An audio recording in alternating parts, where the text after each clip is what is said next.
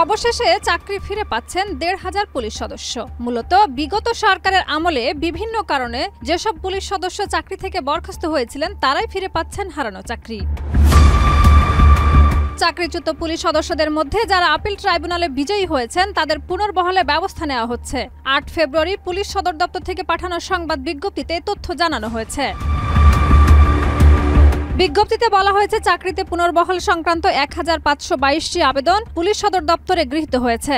আবেদনকারীদের মধ্যে কনস্টেবল ১০২৫ জন, নায়েক ৭৯ জন, ASI, ATSI ১৮০ জন, SI, sergeant, TSI ২০০ জন, inspector ১০ জন এবং নন police সদস্য ২৮ জন। পুলিশ সদর দপ্তর থেকে জানানো হয়, বিগত সরকারের আমলে চাকরিচ্যুত পুলিশ সদস্যদের চাকরিতে পুনর্বহাল সংক্রান্ত আবেদনগুলো পর্যালোচনায় গত বছরের আগস্টে একজন ডিআইজির নেতৃত্বে একটি কমিটি গঠন করা হয়েছিল। সেই কমিটির সুপারিশ সহ প্রতিবেদনের ভিত্তিতে যারা আপিল ট্রাইব্যুনালে জয়ী হয়েছেন তাদেরকে চাকরিতে পুনর্বহালে পুলিশ সদর দপ্তর থেকে ব্যবস্থা নেওয়া হচ্ছে।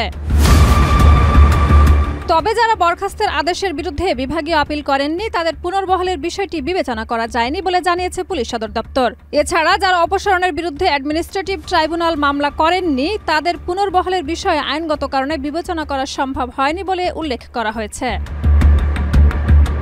এছাড়া চাকরিচ্যুত পুলিশ সদস্যরা যাতে আইনগত ন্যায় বিচার পান সেজন্য পুলিশ সদর দপ্তর আন্তরিকভাবে কাজ করছে। চাকরিচ্যুত পুলিশ সদস্যরা যারা পুনর্বহাল হয়েছেন তাদের নিয়ম শৃঙ্খলা মেনে চলার জন্য পুনরায় অনুরোধ করা হয়েছে।